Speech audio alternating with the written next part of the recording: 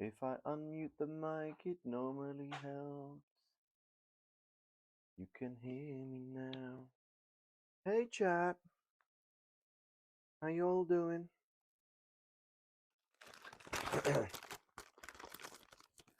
Hey, Imogen. Hey, Summers. Bobanika, good afternoon. Caradros, good evening. Michelin, eating ice cream. Good show. Niarla Thotepkat, good evening. Lady Leobova, Jolly Ham, good evening. Oh, you've finally made it to a reading stream. Good stuff. But hang on, aren't you in Japan? Or have I got this all twisted? Bublina. Lubitachi 90. The OG Hambone. Hello, Jay. Got food? I just got some snacks. I've had dinner. What are they? Baked amaranth chips. Mmm. Me gusta. Four heads are better than one. How was my day? Good. Hot. A month ago, I see. It wasn't. Yeah, just okay. It was a trip. I thought you were there for a longer time. Good evening, Draconi Manaberry. What are those chips flavored? Salt. Hey, Ziggy Wiggy. Can you have one? I'm almost done. We're down to crumbs, I'm afraid. Hot day, you say? Yeah, I know. I was not having enough for the whole class. Hey, Alison. The name of the rose. Oh, nice. Okay. I like a bit of him. What's the pendulum one he wrote? Foucault's Pendulum. That's pretty cool. In 2 weeks, I know. Isn't that awesome? Chips. Amaranth chips. The heat will pass. I have not read his Black Tongue, no. It wasn't that hot today, to be honest. Well, you're up in the mountains. No, it was cooler today, it was true. But yesterday in Prague, it got to like 32 or 33 degrees or something. Don't panic, Sally. It'll be good. Hey, not Kira. Mmm. Mmm. Delicious. I'm drinking this tonight from our Finnish contingent.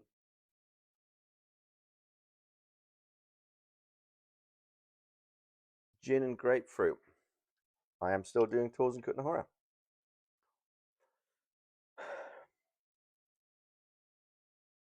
Pilgrim. Crumbs in the mic. Yeah, right.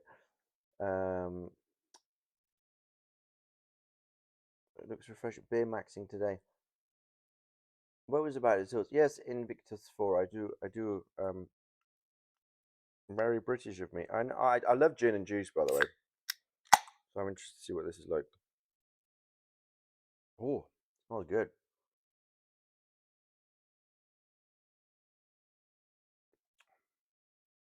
Oh my. All right. That is way too easy to drink, though. It's only 5% though. You hate gin? Well, each to their own. We can't all like everything, can we?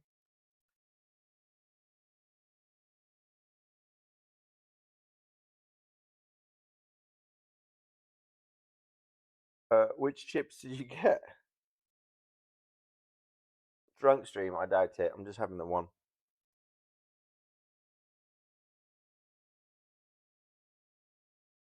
Do you remember the brand? Do a drunk cooking show with a guest. Okay. You guys got to keep reminding me about this stuff because I will invariably forget.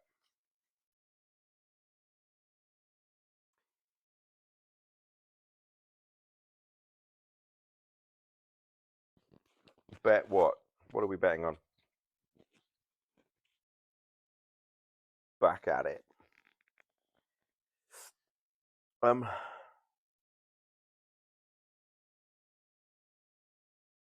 Bubonic. This is also true bubbly now. There doesn't need to be much coding for the checks to bitch about something. Alt plus F4. Mute the mic.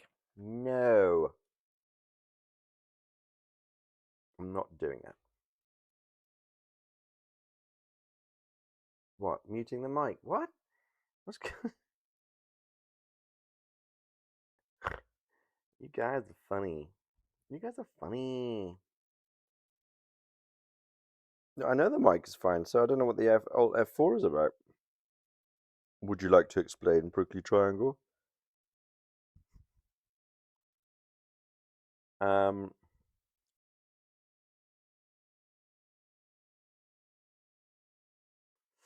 so,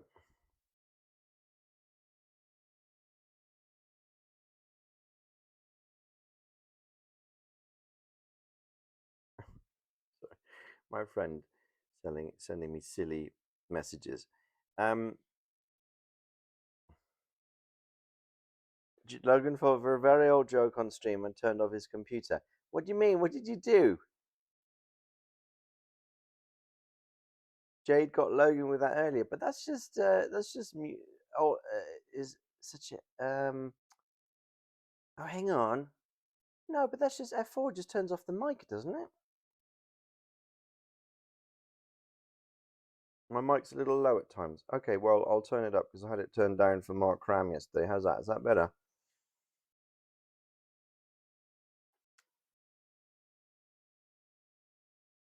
Who knows Czech? Do I know any Czech? Closes your window. Ah. Oh. Naughty Jade. Naughty, naughty. Mm-mm-mm.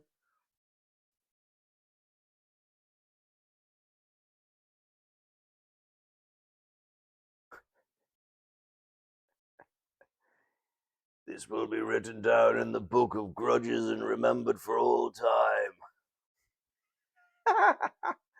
Luckily, I don't hold a book of grudges. Just click, click. Yeah, the book of grudges. Look, I used to play. I used to play Warhammer.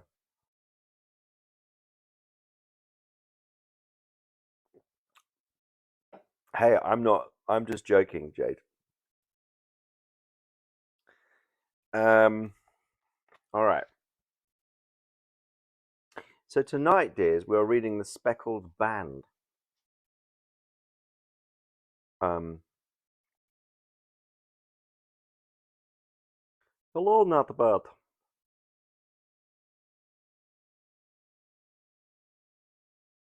Shall we begin? Author Sir Arthur Conan Doyle, Sherlock Holmes. I still haven't picked up my big copy. I know. I've cycled past it. I don't know how many times. You have a question, Jade, for me? Yes.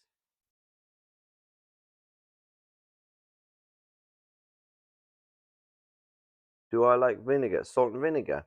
Yeah, yeah. Why not? They're good. They have their place. Here we go. The Speckled Band. In glancing over my notes of the 70-odd cases in which I have, during the last 8 years, studied the methods of my friend Sherlock Holmes, I find many tragic, some comic, a large number merely strange, but none commonplace. For, working as he did rather for the love of his art than for the acquirement of wealth, he refused to associate himself with any investigation which did not tend towards the unusual, and even the fantastic. Of all these varied cases, however, I cannot recall any which presented more singular features than that which was associated with the well-known Surrey family of the Roylotts of Stoke Moran. The events in question occurred in the early days of my association with Holmes, when we were sharing rooms as bachelors in Baker Street. It is possible that I might have placed them upon record before, but a promise of secrecy was made at the time, from which I have only been freed during the last month by the untimely death of the lady to whom the pledge was given. It is perhaps as well that the facts should now come to light, for I have reasons to know there are widespread rumours as to the death of Dr. Grimesby Roylott, which tend to make the matter even more terrible than the truth. It was early in April, in the year 83, that I woke one morning to find Sherlock Holmes standing, fully dressed, by the side of my bed. He was a late riser as a rule, and as the clock on the mantelpiece showed me that it was only 7:15, I blinked up at him in some surprise, and perhaps just a little resentment, for I myself was regular in my habits. "Very sorry to knock you up, Watson," he said, "but it's the common lot this morning. Mrs. Hudson has been knocked up. She retorted upon me, and I on you." "What is it, then? A fire?" "No, a client. It seems that a young lady has arrived in a considerable state of excitement who insists upon seeing me. She's waiting now in the sitting room. Now, when young ladies wander about the metropolis at this hour of the morning and knock sleepy people up out of their beds, I presume that it is something very pressing which they have to communicate. Should it prove to be an interesting case, you would, I am sure, wish to follow it out from the outset. I thought at any rate I should call you and give you the chance." "My dear fellow, I would not miss it for anything." I had no keener pleasure than in following Holmes in his professional investigations, and in admiring the rapid deductions, as swift as intuitions, yet always founded on a logical basis, with which he unravelled the problems which were submitted to him. I rapidly threw on my clothes, and was ready in a few minutes to accompany my friend down to the sitting room. A lady, dressed in black and heavily veiled, who had been sitting in the window, rose as we entered. "Good morning, madam," said Holmes cheerily. "My name is Sherlock Holmes. This is my intimate friend and associate, Dr. Watson, before whom you can speak as freely as before myself. Ah, I am glad to see that Mrs. Hudson has had the good sense to light the fire. Pray draw up to it, and I shall order you up a cup of hot coffee, for I observe that you are shivering." "It is not the cold which makes me shiver," said the woman in a low voice, changing her seat as requested. "Well, what then?" "It is fear, Mr. Holmes. It is terror." She raised her veil as she spoke, and we could see that she was indeed in a pitiable state of agitation, her face all drawn and grey, with restless, frightened eyes like those of some hunted animal. Her features and figure were those of a woman of 30, but her hair was shot with premature grey, and her expression was weary and haggard. Sherlock Holmes ran over her with one of his quick, all-comprehensive glances. "You must not fear," said he soothingly, bending forward and patting her forearm. "We shall soon set matters right, I have no doubt. You've come in by train this morning, I see." "You know me, then?" "No, but I observed the second half of a return ticket in the palm of your left glove. You must have started early, and yet you had a good drive in a dog-cart along heavy roads before you reached the station." The lady gave a violent start, and stared in bewilderment at my companion. "There is no mystery, my dear madam," said he, smiling. "Have we not read this one?"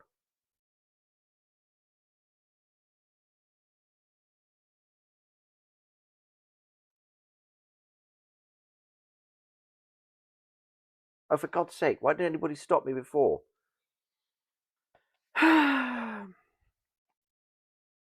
"What happened? My memory. So look at this. I can read a story again."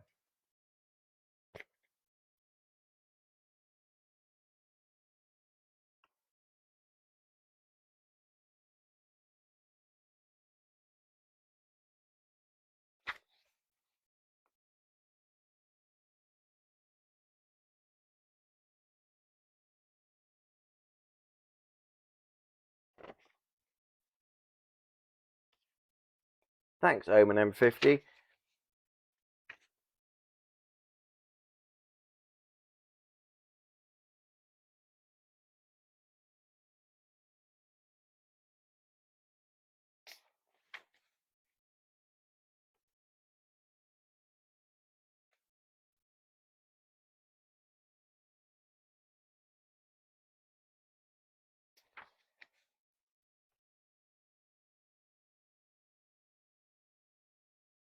Oh, it's the one with the snake.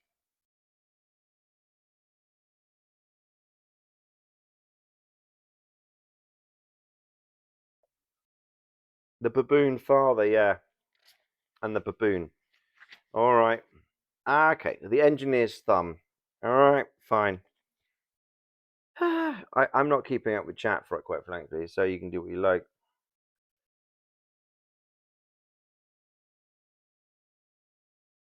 You don't remember the baboon?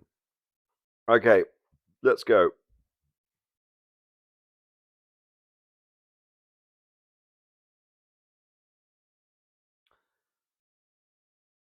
How many stories open with a young woman showing up with a strange problem? Well, it's either a young woman or a young man, or an old man or an old woman. So um, they all merge into them, and there are a lot of them. Let's be honest. Did you know actually that he didn't really like writing Sherlock Holmes, and he kind of resented the popularity of it, and he actually stopped for a while, and then he needed money, and then his mum was like, "Why are you not writing Sherlock Holmes stories?" And he's like, "Because I don't like them." And she was like, "But you need money," and he was like, "Okay," and then he started writing them again. Did you? Okay, cool. Um, it didn't work. Yeah, he didn't want to be remembered for it. I think I mentioned this, did I not? That he was actually one of the first people recorded on film with sound. It's like a 15-minute recording of him talking about spiritualism and Sherlock Holmes. Um, anyway, there it is. The engineer's thumb. Of all the problems which had been submitted to my friend Sherlock Holmes for solution during the years of our intimacy, there were only two which I was the means of introducing to his notice, that of Mr. Hatherley's thumb, and that of Colonel Warburton's madness. Of these the latter may have afforded a finer field for an acute and original observer, but the other was so strange in its exception and so dramatic in its details that it may be the more worthy of being placed upon record, even if it gave my friend fewer openings for those deductive methods of reasoning by which he achieved such remarkable results. The story has, I believe, been told more than once in the newspapers, but like all such narratives, its effect is as much less striking when set forth en bloc in a single half column of print than when the facts slowly evolve before your own eyes and the mystery clears gradually away as each new discovery furnishes a step which leads up onto the complete truth. At the time, the circumstances made a deep impression upon me, and the lapse of 2 years has hardly served to weaken the effect. It was in the summer of '89, not long after my marriage, that the events occurred which I am now about to summarize. I had returned to civil practice and had finally abandoned Holmes in his Baker Street rooms, although I continually visited him and occasionally even persuaded him to forego his Bohemian habits so far as to come and visit us. My practice had steadily increased, and as I happened to live at no very great distance from Paddington Station, I got a few patients from among the officials. One of these, whom I cured of a painful and lingering disease, was never weary of advertising my virtues and of endeavouring to send me on every sufferer over whom he might have any influence. One morning, at a little before 7 o'clock, I was awakened by the maid tapping at the door to announce that two men had come from Paddington and were waiting in the consulting room. I dressed hurriedly, for I knew by experience that railway cases were seldom trivial, and hastened downstairs. As I descended, my old ally, the guard, came out of the room and closed the door tightly behind him. "I've got him here," he whispered, jerking his thumb over his shoulder. "He's all right." "And what is it then?" I asked, for his manner suggested that it was some strange creature which he had caged up in my room. "It's a new patient," he whispered. "I thought I'd bring him round myself, then he couldn't slip away. There he is, all safe and sound.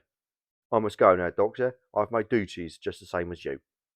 And off he went, this trusty tout, without even giving me time to thank him. I entered my consulting room and found a gentleman seated by the table. He was quietly dressed in a suit of heather tweed with a soft cloth cap, which he had laid down upon my books. Round one of his hands he had a handkerchief wrapped, which was mottled all over with blood-stains. He was young, not more than 5 and 20, I should say, with a strong masculine face, but he was exceedingly pale, and gave me the impression of a man who was suffering from some strong agitation, which it took all his strength of mind to control. "I'm very sorry to knock you up so early, doctor," said he, "but I've had a very serious accident before the night.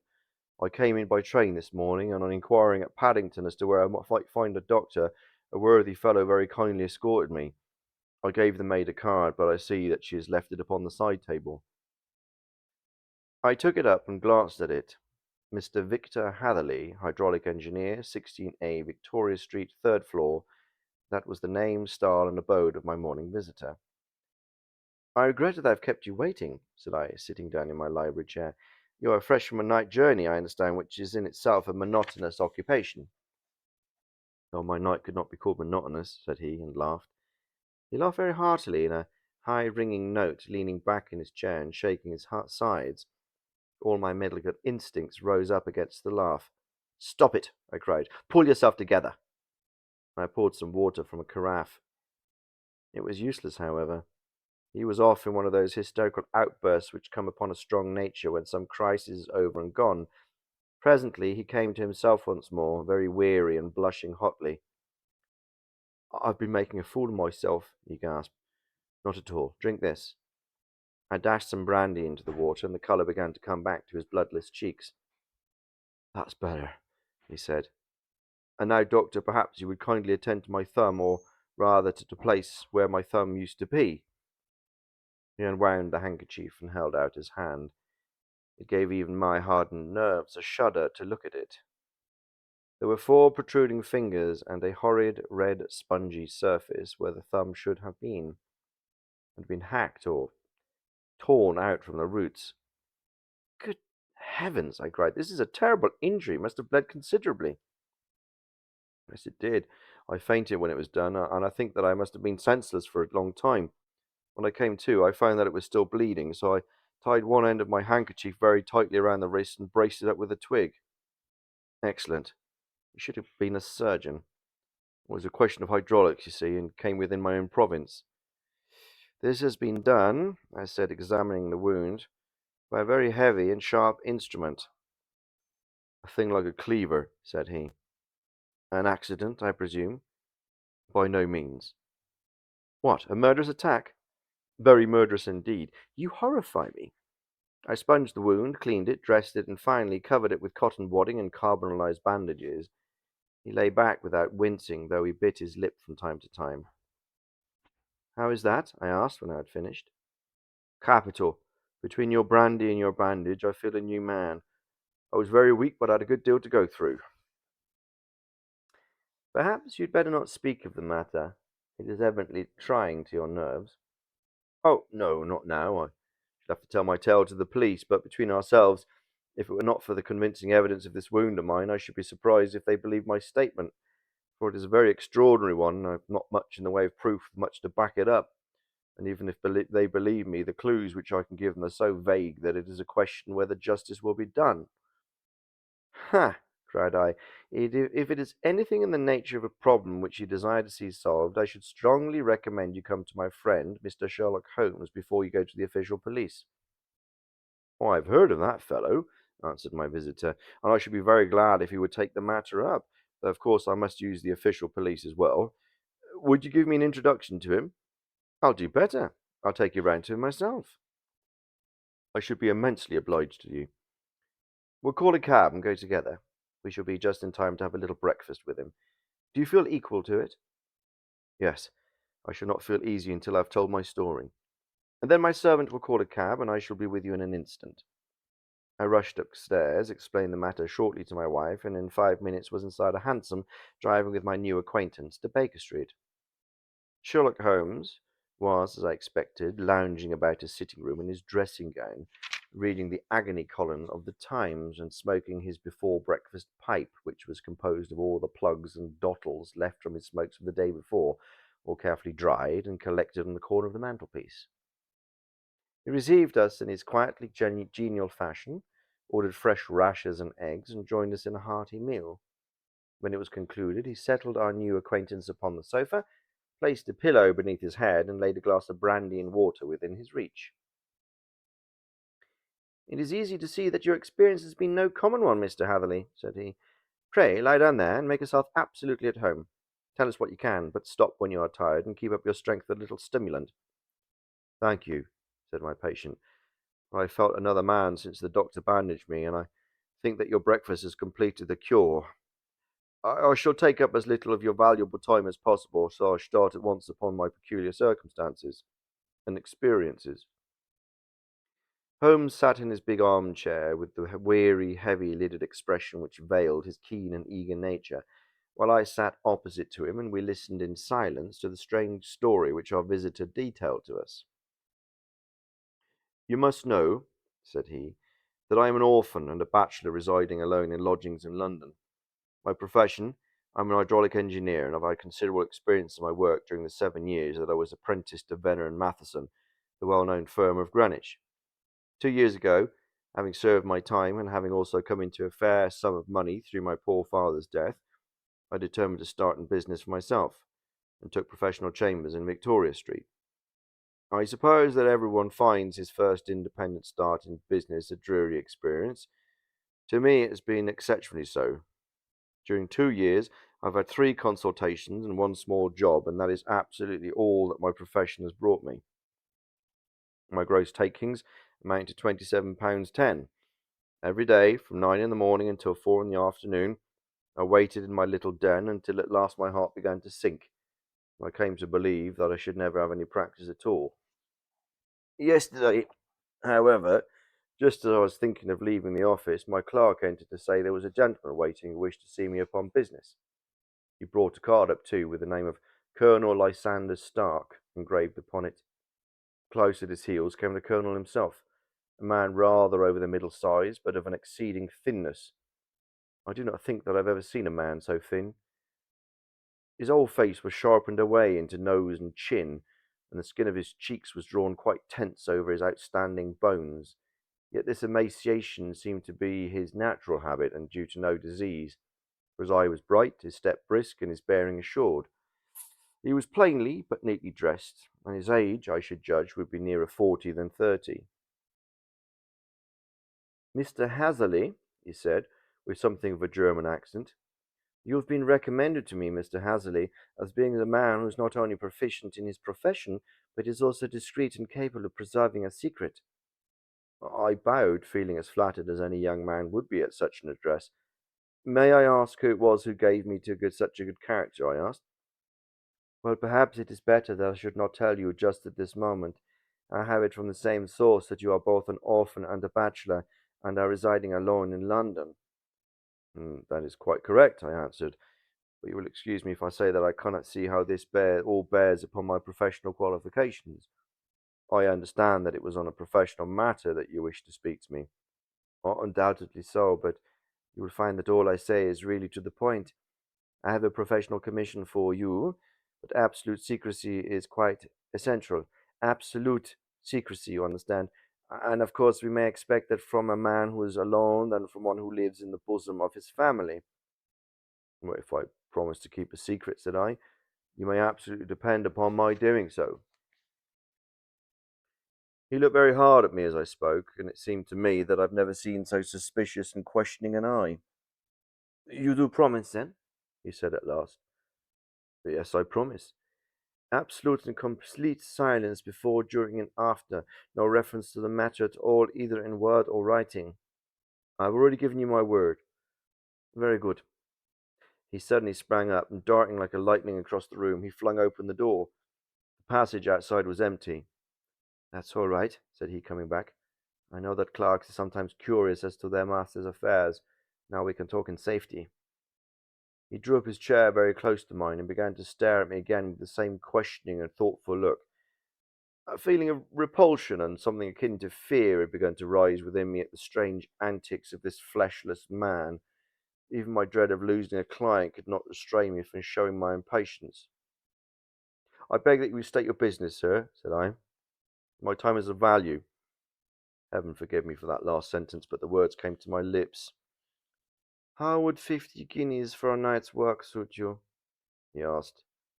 "Well, most admirably. I say a night's work, but an hour's would be nearer the mark. I simply want your opinion about the hydraulic stamping machine which has got out of gear. If you show us what is wrong, we shall soon reset it right ourselves. What do you think of such a commission as that?" "Well, the work appears to be light and the pay munificent." "Precisely so. We shall want you to come tonight by the last train." "Where to?" "To Eyford." in Berkshire. It is a little place near the borders of Oxfordshire and within 7 miles of Reading. There's a train from Paddington which should bring you in there at about 11:15. Very good. I shall come down in a carriage to meet you. There is a drive, then?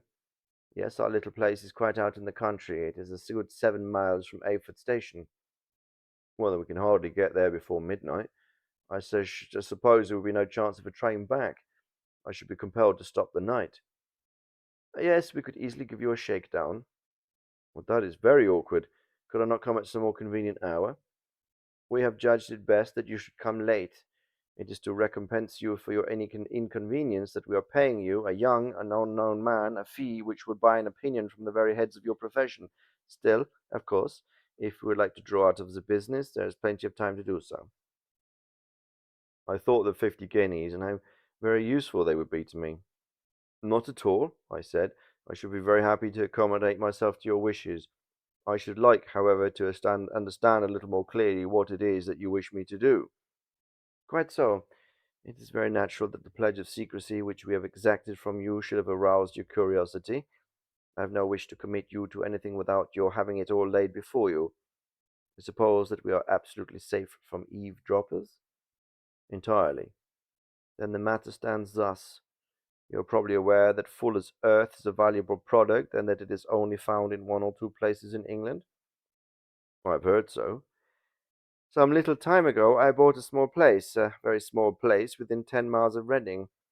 I was fortunate enough to discover that there was a deposit of Fuller's Earth in one of my fields. On examining it, however, I found that this deposit was a comparatively small one, and that formed a link between two very much larger ones upon the right and the left, both of them, however, in the grounds of my neighbours. These good people were absolutely ignorant that their land contained that which was quite as valuable as a gold mine. Naturally, it was to my interest to buy the land before they discovered its true value, but unfortunately, I had no capital by which I could do this.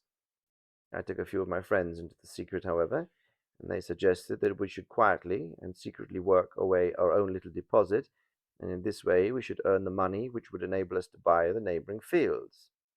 This we have been now doing for some time, and in order to help us in our operations, we erected a hydraulic press.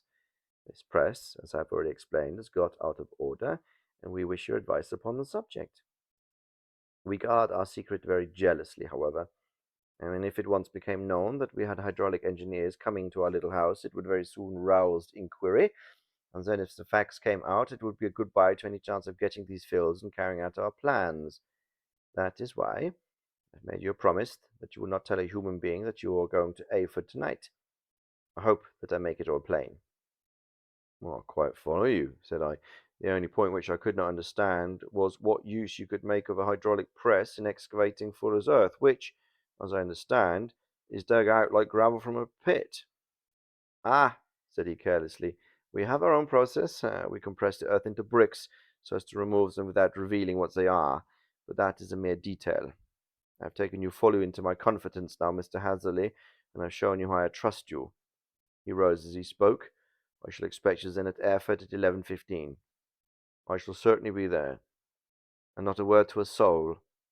He looked at me with a last long, questioning gaze, and then pressing my hand in a cold, dank grasp, he hurried from the room. Well, when I came to think it all over in cool blood, I was very much astonished, as you may both think, at this sudden commission which had been entrusted to me.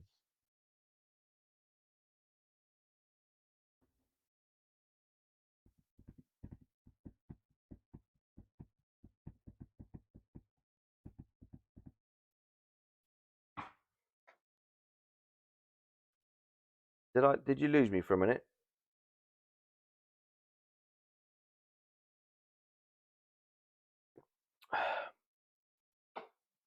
I haven't got my glasses on. Yes? No? All is fine?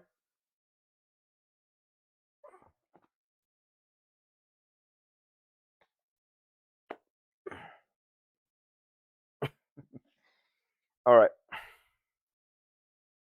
All good. On the one hand, of course, I was glad, for the fee was at least tenfold what I should have asked had I set a price upon my own services.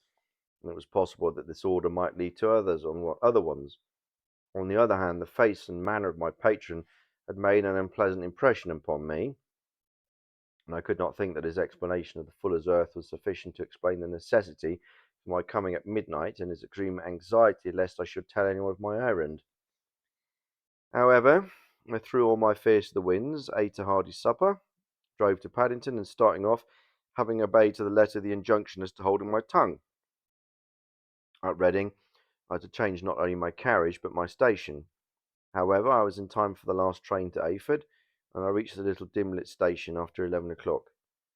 I was only the passenger who got out there, and there was no one upon the platform save a single sleepy porter with a lantern. As I passed out through the wicket gate, however, I found my acquaintance of the morning waiting in the shadow upon the other side. Without a word, he grasped my arm and hurried me into a carriage, the door of which was standing open. He drew up the windows on either side, tapped on the woodwork, and away we went as hard as the horse could go. "One horse?" interjected Holmes. "Yes, only one." "Did you observe the colour?" "Yes, I saw it by the side lights when I was stepping into the carriage. It was a chestnut." "Tired looking or fresh?" "Oh, fresh and glossy." Thank you. I'm sorry to have interrupted you. Pray continue your most interesting statement." "Well, away we went then. We drove for at least an hour. Colonel Lysander Stark had said it was only 7 miles, but I should think from the rate that we seemed to go and in the time we took that it must have been nearer 12. He sat at my side in silence the whole time, and I was aware once more when I glanced in his direction that he was looking at me with great intensity. The country roads seemed not to be very good in that part of the world, for we lurched and jolted terribly.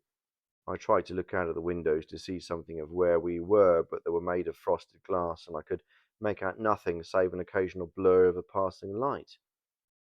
Now then, I hazarded some remark to break the monotony of the journey, but the colonel answered only in monosyllables, and the conversation soon flagged. At last, however, the bumping of the road was exchanged for the crisp smoothness of a gravel drive, and the carriage came to a stand. Colonel Lysander Stark sprang out, and as I followed after him, pulled me swiftly into a porch which gaped in front of us. We stepped, as it were, right out of the carriage and into the hall, so that I failed to catch the most fleeting glance of the front of the house. The instant that I crossed the threshold, the door slammed heavily behind us, and I heard faintly the rattle of the wheels as the carriage drove away. It was pitch dark inside the house, and the colonel fumbled about looking for matches and muttering under his breath.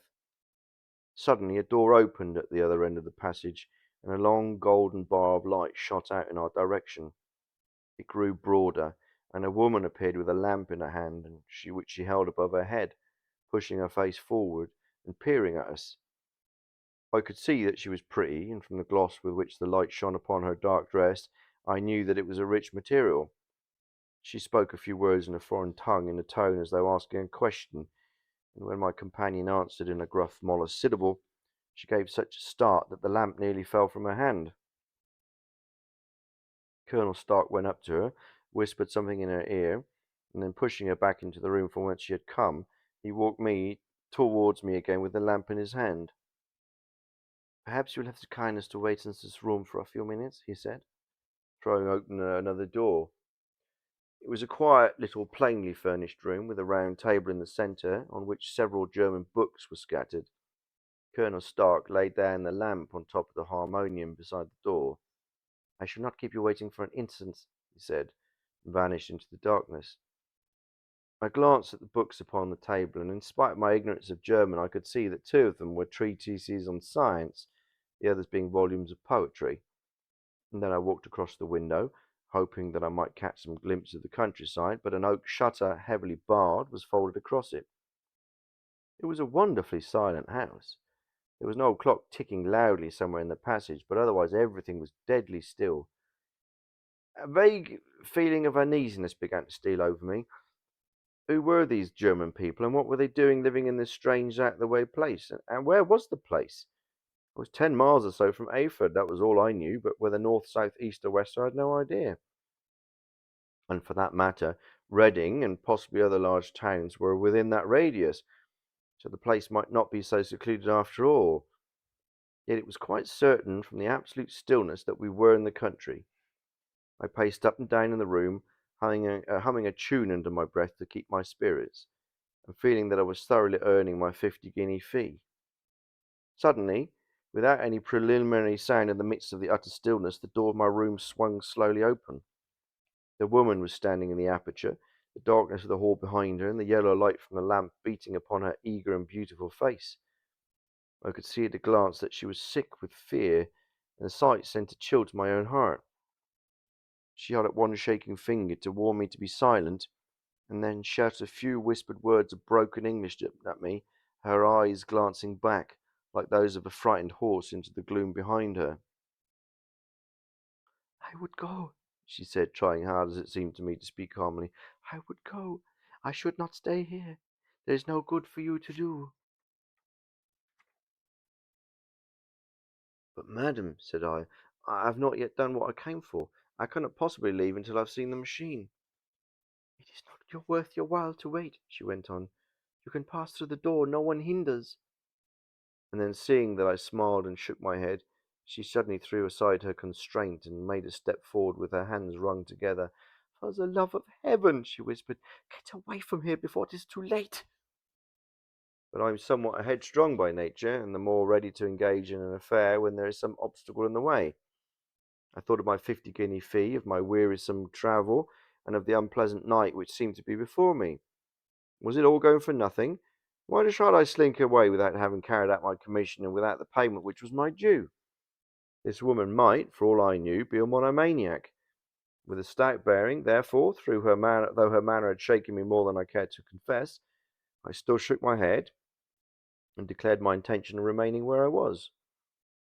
She was about to renew her entreaties when the door slammed overhead, and the sound of several footsteps was heard upon the stairs. She listened for an instant, threw up her hands, and with a despairing gesture, and vanished as suddenly and noiselessly as she had come. The newcomers were Colonel Lysander Stark, and a short, thick man with a chinchilla beard growing out of the creases of his double chin, who was introduced to me as Mr. Ferguson. "This is my secretary and manager," said the colonel. "By the way, I was under the impression that I left this door shut just now. I fear that you have felt the draught."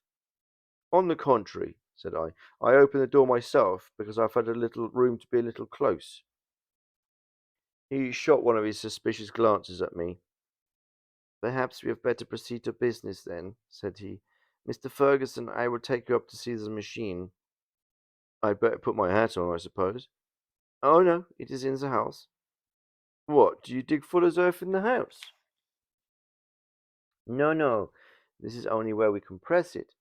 But never mind that. All we wish you to do is to examine the machine and let us know what is wrong with it." We went upstairs together, the colonel first with the lamp, the fat manager and I behind. It was a labyrinth of an old house, with corridors and passageways and narrow winding staircases and little low doors, and the thresholds of which were all hollowed out by the generations who had crossed them. There were no carpets, and no signs of any furniture above the ground floor, while the plaster was peeling off the walls, and the damp was breaking through in green, unhealthy blotches. I tried to put on as unconcerned an air as possible, but not forgotten the warnings of the lady, even though I disregarded them, and I kept a keen eye upon my two companions. Ferguson appeared to be a morose and silent man, but I could see from the little that he said that he was at least a fellow countryman. Colonel Lysander Stark stopped at last before a low door which he unlocked. Within was a small square room in which the three of us could hardly get at one time. Ferguson remained outside, and the colonel ushered me in.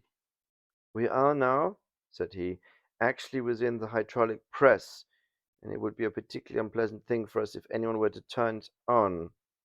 The ceiling of this small chamber is really the end of the descending piston, and it comes down with the force of many tons upon this metal floor. There are small lateral columns of water outside which receive the force, which transmit and multiply it in the manner which is familiar to you. The machine goes readily enough, but there's some stiffness in the working of it, and has lost a little of its force. Perhaps you will have the goodness to look it over and to show us how we can set it right." I took the lamp from him, and I examined the machine very thoroughly. It was indeed a gigantic one and capable of exercising enormous pressure. When I passed outside, however, and pressed down the levers which controlled it, I knew at once by the whishing sound that there was a slight leakage, which allowed a regurgitation of water through one of the side cylinders. An examination showed that one of the Indian rubber bands, which was round the head of the driving rod, had shrunk so as not to quite fill the socket along which it worked. This was clearly the cause of the loss of power, and I pointed out to my companions, who followed my remarks very carefully, and asked several practical questions as how they should proceed to set it right. When I had made it clear to them, I returned to the main chamber of the machine, took a good look as to satisfy my own curiosity. It was obvious at a glance that the story of the fuller's earth was the merest fabrication, for it would be absurd to suppose that so powerful an engine could be designed for so inadequate a purpose. The walls were of wood, the floor consisted of a large iron trough, and when I came to examine it, I could see crusts of metallic deposits all over it. I had stooped and was scraping at this to see exactly what it was when I heard a muttered exclamation in German and saw the cadaverous face of the colonel looking down at me. "What are you doing there?" he asked. I felt angry at being tricked by so elaborate a story at which he had told me. "I was admiring your fuller's earth," said I. "I think I should be better able to advise as to your machine if I knew what the exact purpose was for which it was used." The instant that I uttered the words, I regretted the rashness of my speech. His face set hard, and a baleful light sprang up in his grey eyes. "Very well," said he. "You shall know all about the machine." He took a step backward and slammed the little door and turned the key in the lock. I rushed towards it and pulled at the handle, but it was quite secure and did not give in, at least to my kicks and shoves. "Hello!" I yelled. "Hello, Colonel, let me out!" And then suddenly, in the silence, I heard a sound which sent my heart into my mouth. It was the clank of the levers and the swish of the leaking cylinder. You set the engine at work. The lamp was still upon the floor where I had placed it when examining the trough. By its lights I saw that the black ceiling was coming down upon me, slowly, jerkily, but as none knew better than myself, with a force which must within a minute grind me to a shapeless pulp. I threw myself screaming against the door, and dragged with my nails at the lock. I implored the colonel to let me out, but the remorseless clanking of the levers drowned my eyes. The ceiling was only a foot or two above my head, and with my hand upraised I could feel its hard, rough surface. Then it flashed through my mind that the pain of my death would depend very much upon the position in which I met it. If I lay on my face, the weight would come down my spine, and shudder to think of that dreadful snap. Easier the other way, perhaps, and yet I had the nerve to lie and look up at that deadly black shadow waving down upon me. Already I was unable to stand erect, when my eye caught something which brought a gush of hope to my heart. I have said that though the floor and ceiling were of iron, the walls were of wood.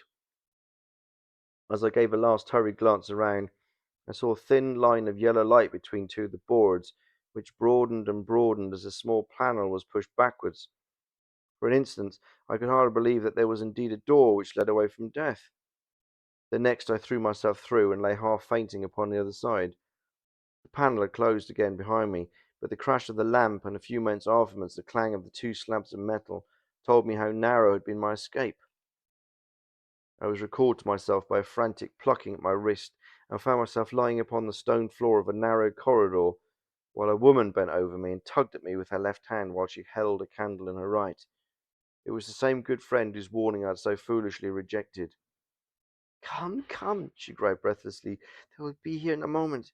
They will see that you are not there. Oh, do not waste so precious time, but come."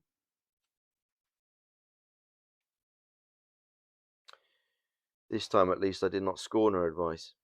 I staggered to my feet and ran with her along the corridor and down a winding stair.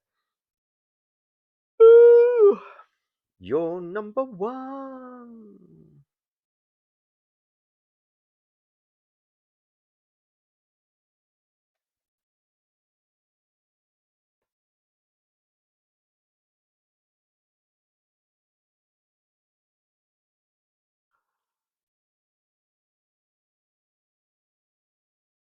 And down a winding stair.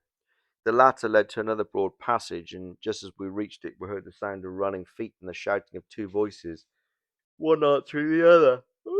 Yawn number two. From the floor on which we were, and from the one beneath. My guide stopped and looked about her like one who was at her wit's end. Then she threw open a door which led into a bedroom, through the window which the moon was shining brightly. "It is our only chance." "It is your only chance," said she. "It is high, but it may be that you can jump it." As she spoke, a light sprang into view at the farther end of the passage, and I saw the lean figure of Colonel Lysander Stark rushing forward with a lantern in one hand and a weapon like a butcher's cleaver in the other. I rushed across the bedroom, flung open the window, and looked out.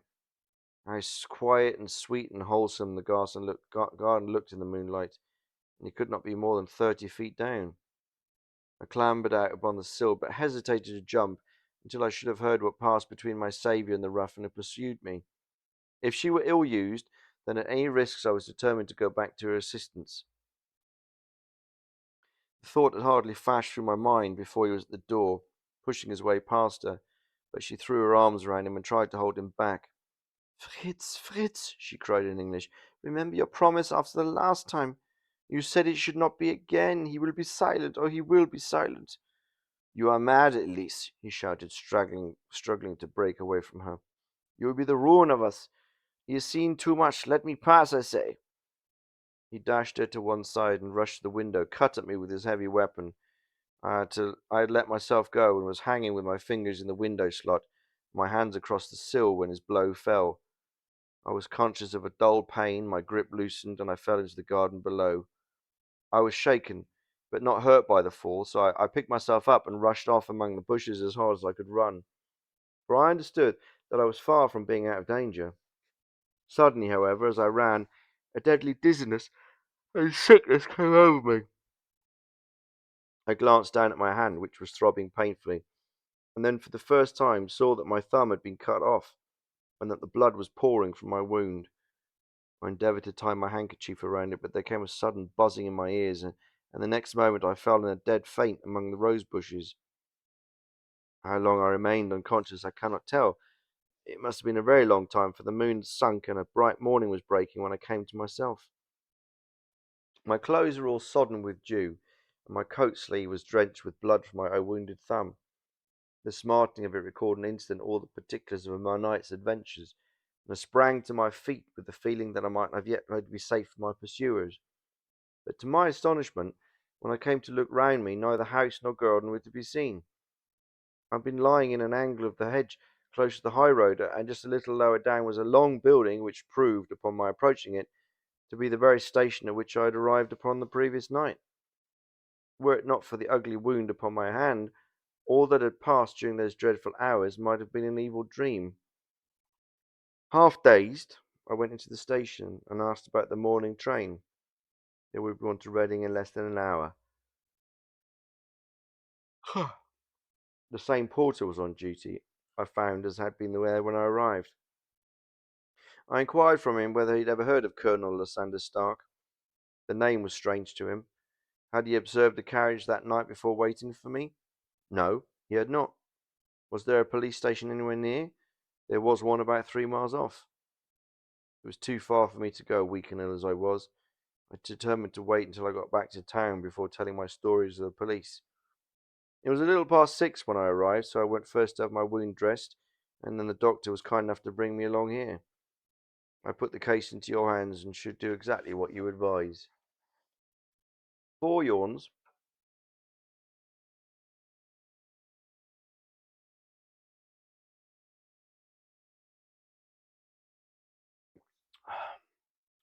Tasty beverage.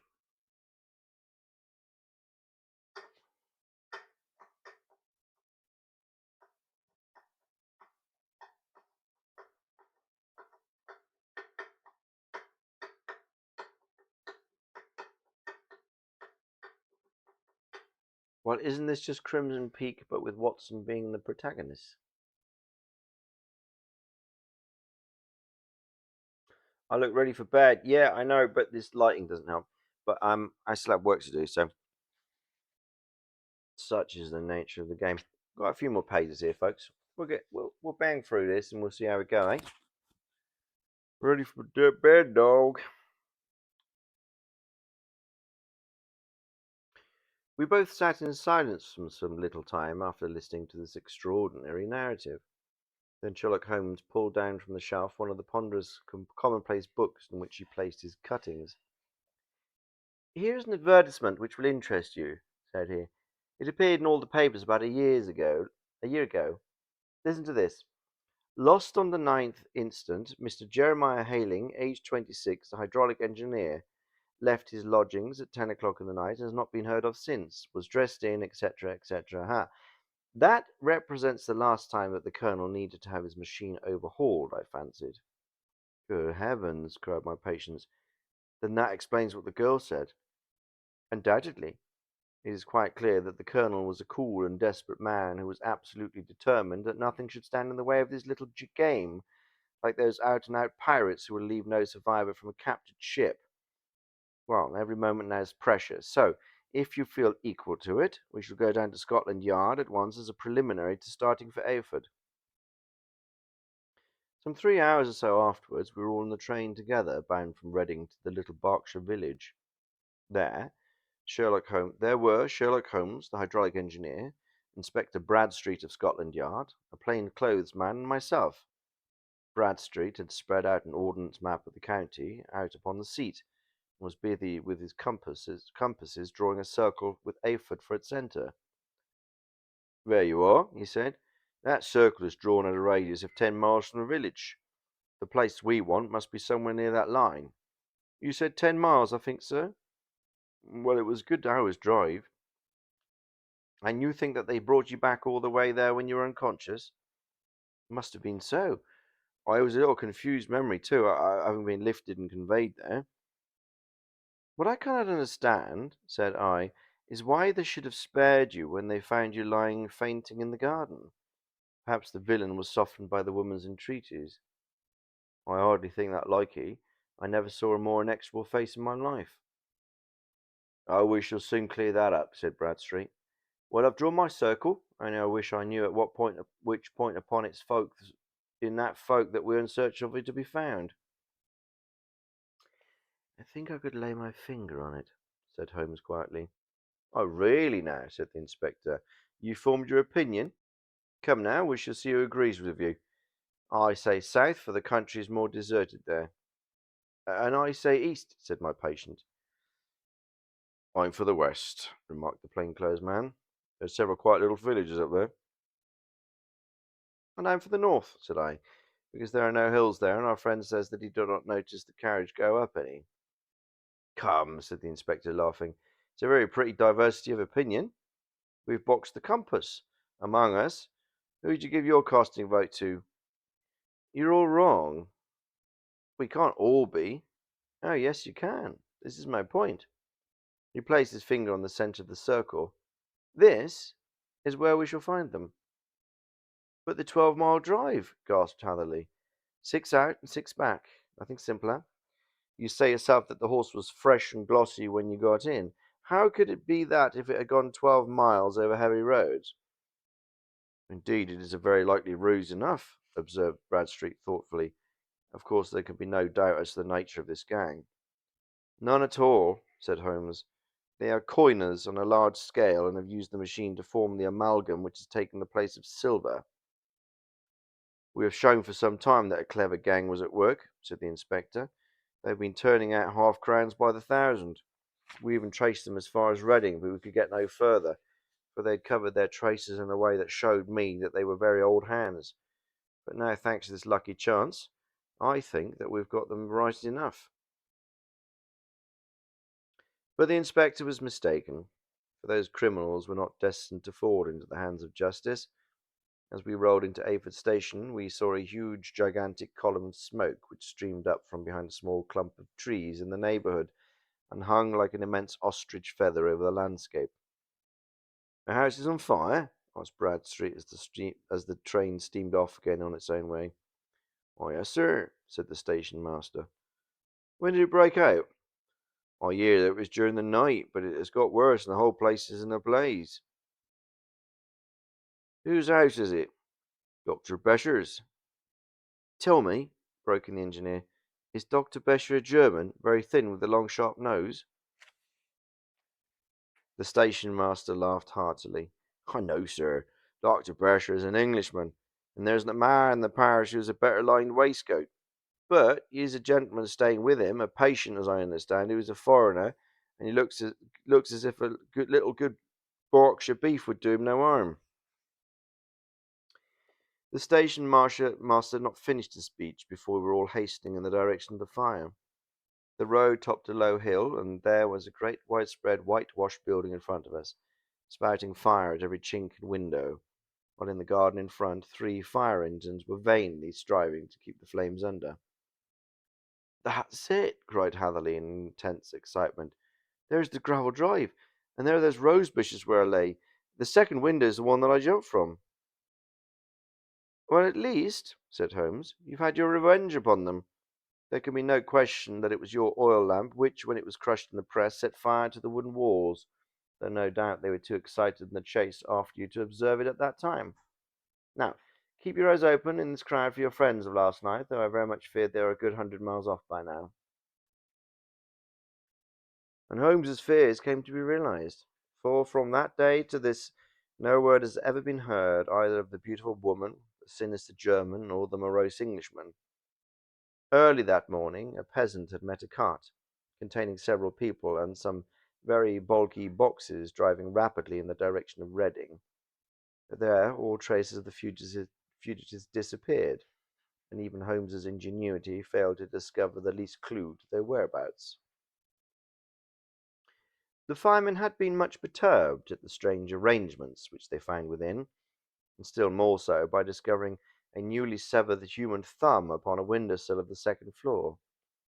About sunset, however, their efforts were at least successful, and they had subdued the flames, but not before the roof had fallen in, and the whole place reduced to such an absolute ruin that, save some twisted cylinders and iron piping, not a trace remained of the machinery which had cost our unfortunate acquaintance so dearly.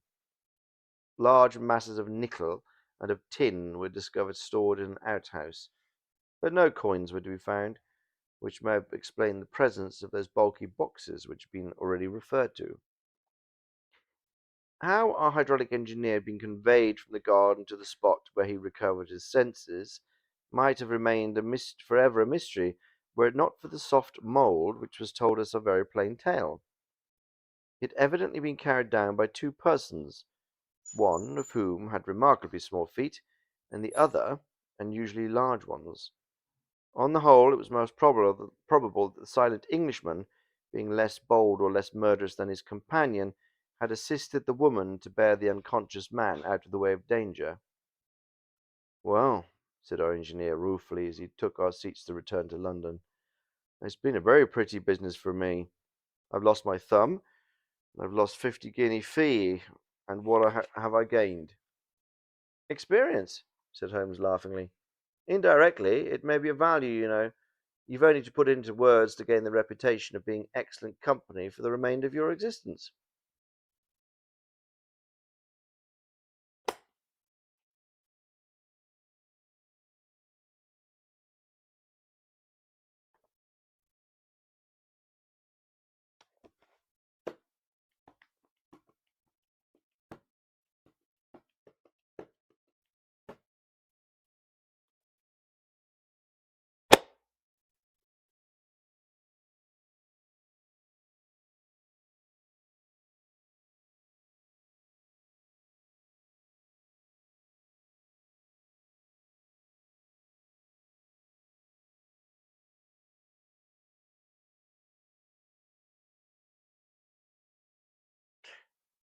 I quite like that too.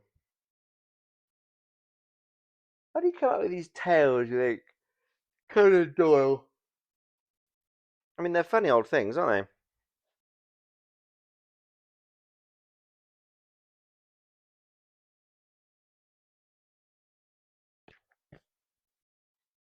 Ah,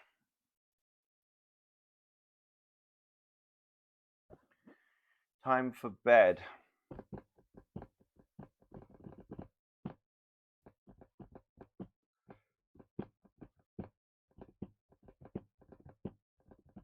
Maybe it is time for bed.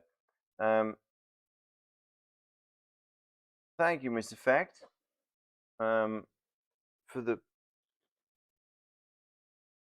resubscribe. Appreciate that. Maybe we could have a little poem because I don't think they're so short.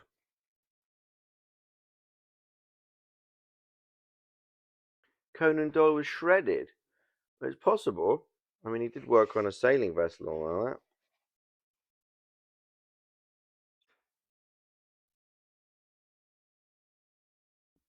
Also, we could just maybe pop a little 5-page Poe story in, couldn't we? Hop Frog. Um,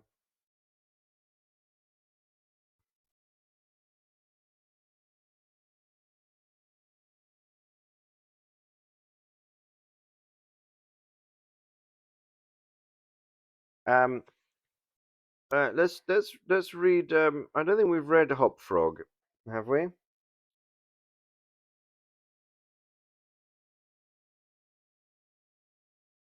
502.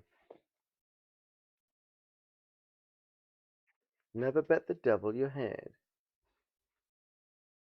Oh, I've still got work to do, Magusa. That's not how it rolls, I'm afraid. I've got to find scripts for my students for next Monday. Starting another acting course. Why did that guy burst into your stream with an accordion the other day? He lives with Mark?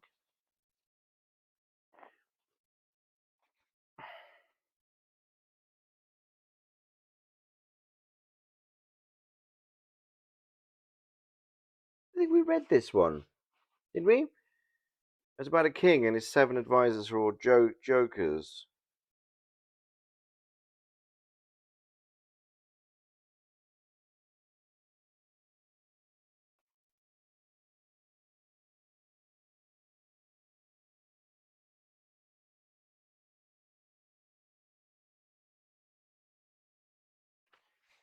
Here we go. I think we read, did we?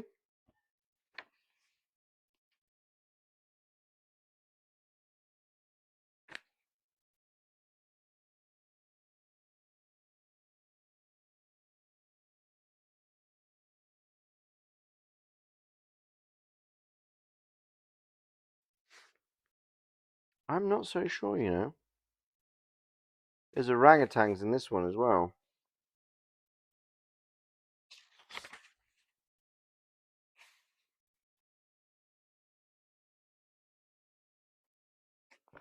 I don't know. I thought it was quite entertaining with Yudka on the accordion.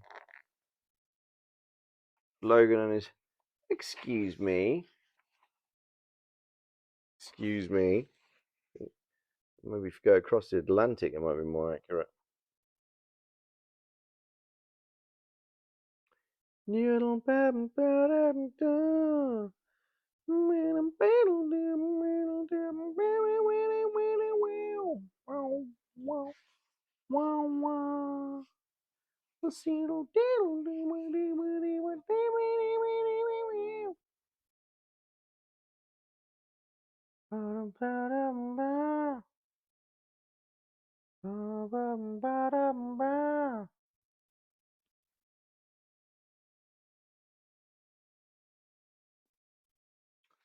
Hop Frog.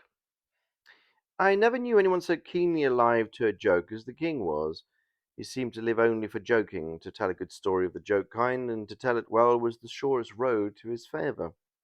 Thus it happened that his 7 ministers were all noted for their accomplishments as jokers. They all took after the king, too, in being large, corpulent, oily men, as well as inimitable jokers. Whether people grow fat by joking, or whether there is something in fat itself which predisposes to a joke, I have never been quite able to determine. But certain as it is that a lean joker is a rara avis in terris. About the refinements, or as he called them, the ghosts of wit, the king troubled himself very little. He had an especial admiration for breadth in a jest, and would often put up with length for the sake of it. Over niceties wearied him. He would have preferred Rabelais' Gargantua to the Zadig of Voltaire, and upon the whole, practical jokes suited his taste far better than verbal ones. At the date of my narrative, professing jesters had not altogether gone out of fashion at court. Several of the great continental powers still retained their fools, who wore motley with caps and bells, and who were expected to always be ready with sharp witticisms at a moment's notice in consideration of the crumbs that fell from the royal table. I don't think we have read this. Our king, as a matter of course, retained his fool. The fact is, he required something in the way of folly, if only to counterbalance the heavy wisdom of the 7 wise men who were his ministers, not to mention himself. His fool, or professional jester, was not only a fool, however. His value was trebled in the eyes of the king by the fact of him being also a dwarf and a cripple. Dwarves were as common at court in those days as fools, and many monarchs would have found it difficult to get through their days are rather longer at court than elsewhere, without both a jester to laugh with and a dwarf to laugh at. But as I have already observed, your jesters, in 99 cases out of 100, are fat, round, and unwieldy. So it was no small source of self-gratulation with our king that in Hopfrog, this was the fool's name, he possessed a triplicate treasure in one person. I believe the name Hopfrog was not given to the dwarf by his sponsors at baptism, but it was conferred upon him by the general consent of the 7 ministers on account of his inability to walk as other men do. In fact, Hopfrog could only get along by a sort of interjectional gait, something between a leap and a wriggle, a movement that afforded illimitable amusement and, of course, consolation to the king, for notwithstanding the protuberance of his stomach and the constitutional swelling of the head, the king, by his whole court, was accounted a capital figure. But although Hopfrog, through the distortion of his legs, could move only with great pain and difficulty along a road or floor, the prodigious muscular power which nature seemed to have bestowed upon his arms, by way of compensation for deficiency in the lower limbs, enabled him to perform many feats of wonderful dexterity, where trees or ropes were in question or anything else to climb. At such exercises he certainly much more resembled a squirrel or a small monkey than a frog. I am not able to say with precision from what country Hopfrog originally came. It was from some barbarous region, however, that no person ever heard of, a vast distance from the court of our king. Hopfrog, and a very young girl, very less dwarfish than himself, although of exquisite proportions and a marvellous dancer, have been forcibly carried off from their respective homes in adjoining provinces and sent as a present to the king by one of his ever victorious generals. Uh, Under these circumstances, it is not to be wondered at that a close intimacy arose between the 2 little captives. Indeed, they soon became sworn friends. Hopfrog, although he made a great deal of sport, was by no means popular, had it not in his power to tender Trippetta many services. But she, on account of her grace and exquisite beauty, although a dwarf, was universally admired and petted, so she possessed much influence and never failed to use it whenever she could for the benefit of Hopfrog. On some grand state occasion, I forget what, the king determined to have a masquerade, and whenever a masquerade or anything of that kind occurred at court, then the talents both of Hopfrog and Trippetta were sure to be called into play. Hopfrog in especial was so inventive in the way of getting up at pageants, suggesting novel characters and arranging costume for masked balls, that nothing could be done, it seems, without his assistance. The night appointed for the fete had arrived. A gorgeous hall had been fitted up under Trippetta's eye, with every kind of device which could be possibly give an éclat to a masquerade. The whole court was in a fever of expectation. As for costumes and characters, it might well be supposed that everybody had come to a decision on such points. Many had made up their minds as to what rôles they should be assuming, a week or even a month in advance. In fact, there was no particle of indecision anywhere, except in the case of the king and his 7 ministers. Why they hesitated, I could never tell, unless they did it by way of a joke. Or probably they found it difficult, on account of being so fat, to make them up their minds. At all events, time flew, and as a last resort they sent for Trippetta and Hopfrog. When the 2 little friends obeyed the summons of the king, they found him sitting at his wine with the 7 members of the cabinet council, and the monarch appeared to be in very ill humour. He knew that Hop Frog was not fond of wine, for it excited the poor cripple almost to madness, and madness is no comfortable feeling. But the king loved his practical jokes and took pleasure in forcing Hop Frog to drink and, as the king called it, to be merry. "Come here, Hop Frog," said he, as the jester and his friend entered the room. "Swallow this bumper to the health of our absent friends." Here Hop Frog sighed. "And then let us have the benefit of your invention. We want characters. Characters, man. Something novel out of the way. We are weird with this everlasting sameness. Come, drink. The wine will brighten your wits." Hop Frog endeavoured, as usual, to get up a jesting reply to these advances from the king, but the effort was too much. It happened to be the dwarf's birthday, and the command to drink to his absent friends forced the tears to his eyes. Many large bitter drops fell into the goblet, as he took it humbly from the hand of the tyrant. "Ah, roared the latter, as the dwarf reluctantly drained the beaker. "See what a glass of good wine can do. Why, your eyes are shining already." Poor fellow! His large eyes gleamed rather than shone, for the effect of wine on his excitable brain was not more powerful than instantaneous. He placed the goblet nervously on the table, and looked around upon the company with a half-insane stare. They all seemed highly amused at the success of the king's joke. "But now to business," said the Prime Minister, a very fat man. "Yes," said the king. "Come, Hop Frog, lend us your assistance. Characters, my fine fellow. We stand in need of characters, all of us." Ha ha ha ha. And this was seriously meant for a joke. His laugh was chorused by the seven. Hop Frog also laughed, although feebly, somewhat vacantly. "Come on," said the king impatiently. "Have you nothing to suggest?" "I am endeavouring to think of something novel," replied the dwarf abstractedly, for he was quite bewildered by the wine. "Endeavouring!" cried the tyrant fiercely. "What do you mean by that? Oh, I perceive. You are sulky and want more wine. Here, drink this." And he poured out another goblet full and offered it to the cripple, who merely gazed at it, gasping for breath. "Drink, I say," shouted the king, "or by the fiends—" The dwarf hesitated.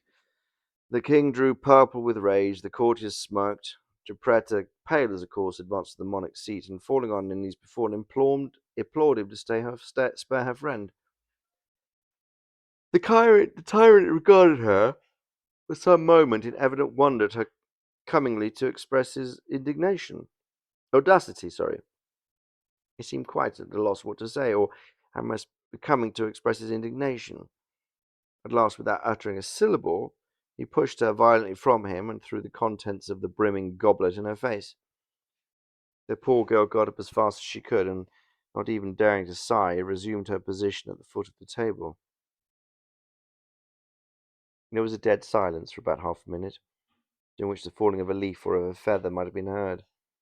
It was interrupted by a low but harsh, protruding grating, which seemed to be coming at once from every corner of the room. "What are you making that noise for?" demanded the king, furiously to the dwarf. The latter seemed to have recovered in great measure from his intoxication, and looked fixedly and quietly into the tyrant's face, nearly ejaculated, "I? How could it have been me?" "Well, the sound seemed to have come from without," observed one of the courtiers. "I fancy it was the parrot at the window wetting his bill upon this cage wires." "True," replied the monarch, as if much relieved by the suggestion. "But on the honour of a knight, I could have sworn that it was the gritting of this vagabond's teeth." Hereupon the dwarf laughed. The king, too, was confirmed a joker to object to anyone's laughing, and as displaying a set of large, powerful, and repulsive teeth. Moreover, he avowed his perfect willingness to swallow as much wine as desired. The monarch was pacified, and having drained another bumper with no very perceptible ill effect, Hop Frog drained another bumper. Entered at once and with spirit into the plans for the masquerade. "I cannot tell what was the association of idea," observed he, very tranquilly, and as if he had never tasted wine in his life. "But just after your Majesty had struck the girl and thrown the wine in her face, just After your Majesty had done this, and while the parrot was making that odd noise outside the window, there came into her mind a capital diversion, one of my own country frolics, often enacted among us at our masquerades, but here will be new altogether. Unfortunately, however, it requires a company of 8 persons, and well, here we are, cried the king, laughing at his acute discovery of the coincidence. 8 to a fraction, I and my 7 ministers. Come, what is the diversion? We call it, replied the cripple, the 8-chained orangutans, and it really is excellent sport if well enacted. Well, we will enact it, remarked the king, drawing himself up and lowering his eyelids. The beauty of the game, continued Hop Frog, lies in the frighted occasions among the women. Capital! Roared in chorus the monarch and his ministry. I will equip you as orangutans, proceeded the dwarf. Leave that to me. The resemblance should be so striking that the company of masqueraders will take you for real beasts, and of course they will be as much terrified as astonished. Oh, this is exquisite, exclaimed the king. Hop Frog, I will make a man of you. The chains, for the purpose of increasing the confusion by their jangling, you're supposed to have escaped en masse from your keepers. Your Majesty cannot conceive the effect produced at a masquerade by 8 chained orangutans, imagined to be real by most of the company, and rushing in with savage cries among the crowd of delicately and gorgeously habited men and women. The contrast is inimitable.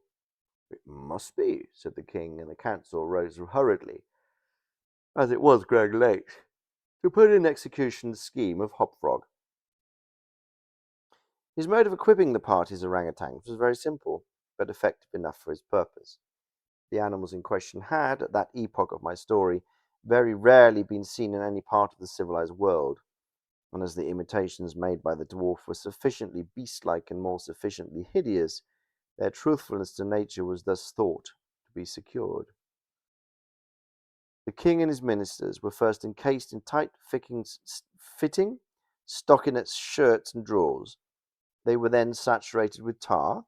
At this stage of the process, some one of the party suggested feathers, but the suggestion was at once overruled by the dwarf, who had soon convinced the 8 by ocular demonstration that the hair of such a brute as the orangutan was much more efficiently represented by flax.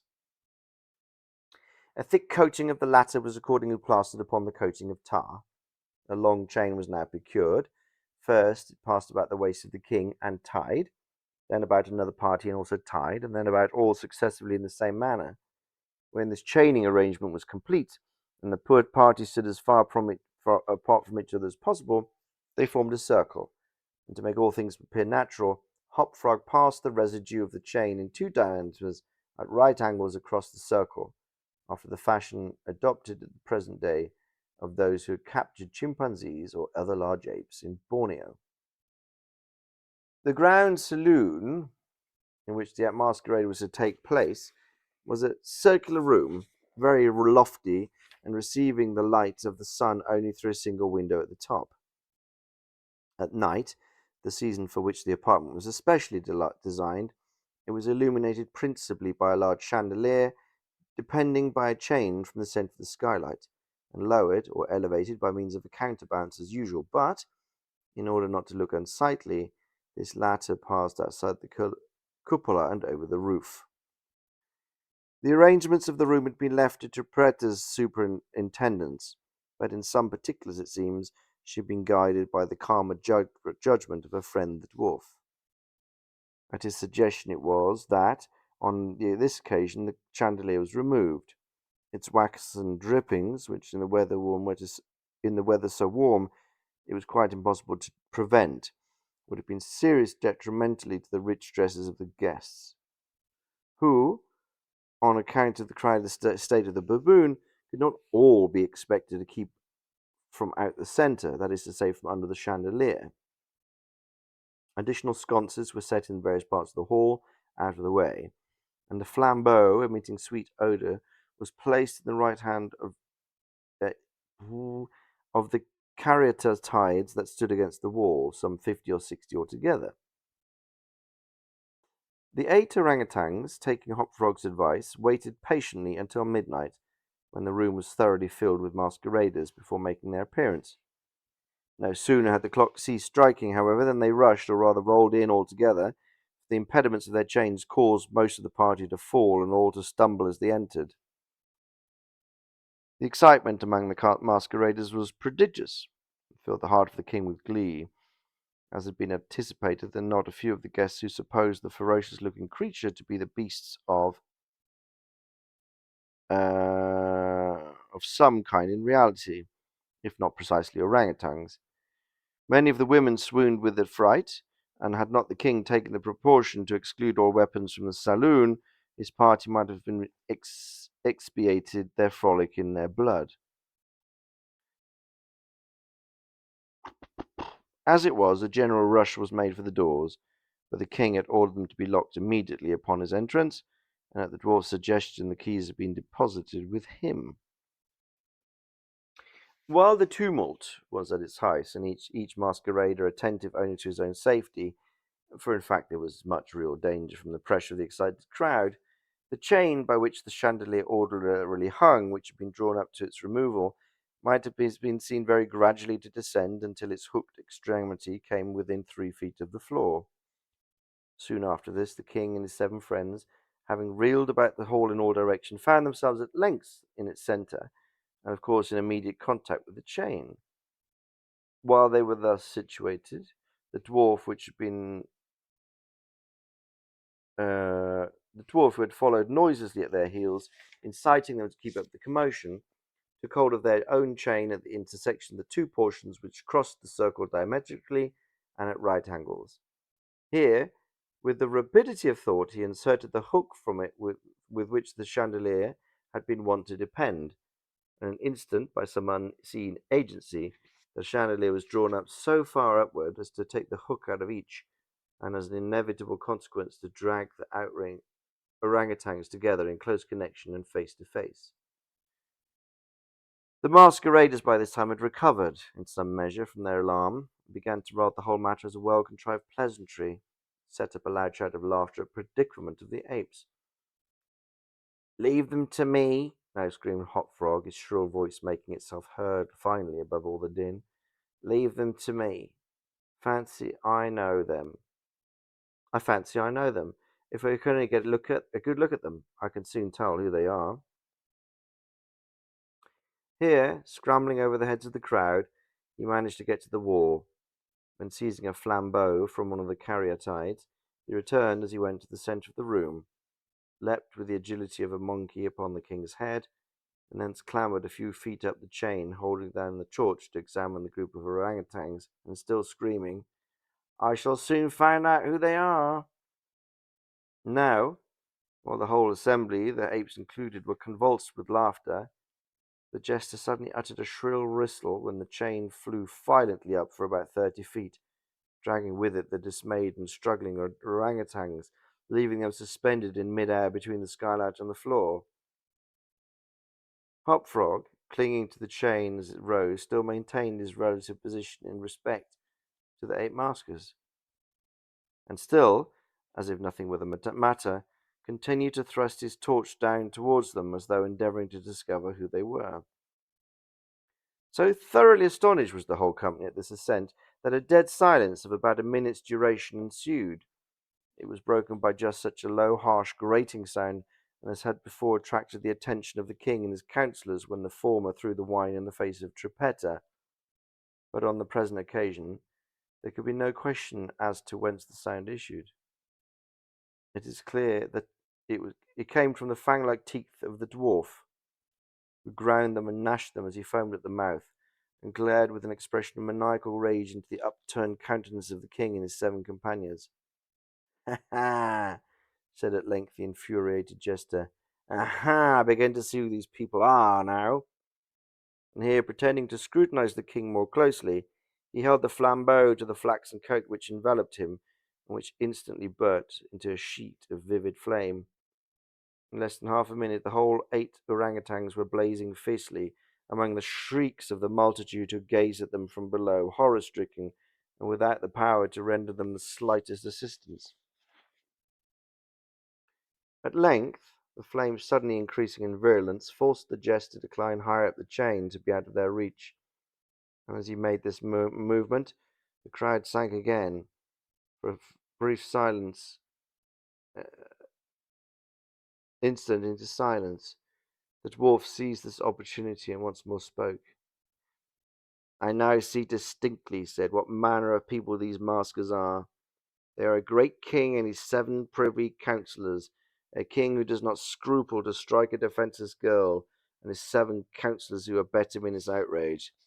As for myself, I am simply Hopfrog, the jester, and this was my last jest.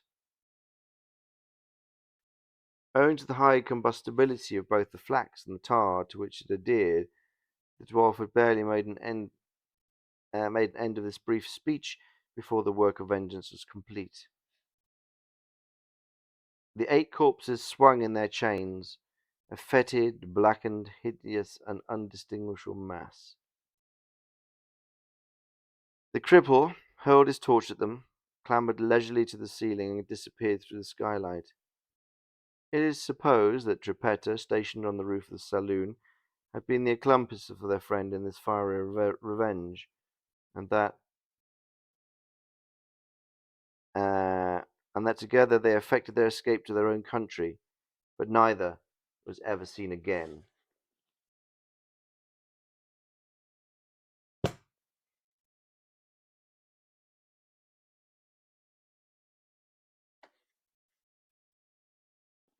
Poe hits hard, doesn't he? Hey? Oof. All right, chap.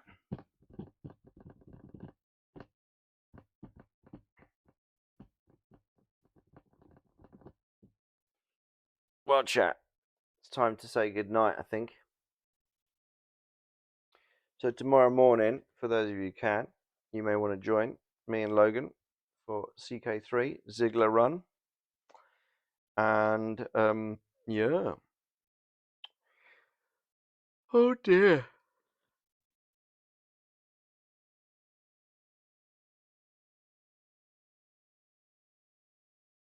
Um, thanks, Miss Effect, again, and I hope don't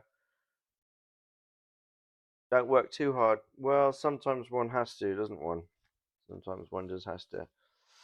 But I might actually just get to bed and try and wake up early, which never normally works, but I can endeavour to, can't I? Keep banking on that retirement fund. I'm an artist. Thanks for thinking about that, but I think I just need to book a nice TV series or something. That'll be the way forward. Thank you for coming and listening, Niala Thotepkat. Um, I'm probably going to watch Ocean's 13 with my gang. Oh, which gang? Who's in town? Miss Cyrilla Fay. Thanks for saying goodnight. I'm not sure I've seen you in chat. Have you been in chat before? Must have been because it's not the first time chat. 4 heads are better than one. Night all. Finn Matt Vady. Yeah, okay, cool. Um, well, night this bit of the world and good day everyone else. Exactly. Cool. All right, gang. I wish you sweet dreams or great afternoon or good resting in the middle of the night, depending on where you're listening. And I will see you tomorrow morning, perchance. And if not, Saturday, midday for soup, Montenegro. That's what I need to do tonight before I do anything else. I'll be looking up a Montenegrin soup and posting a bit about that. Don't get stuck in traffic. Ah, yeah. I will take the tram tomorrow. Um, all right.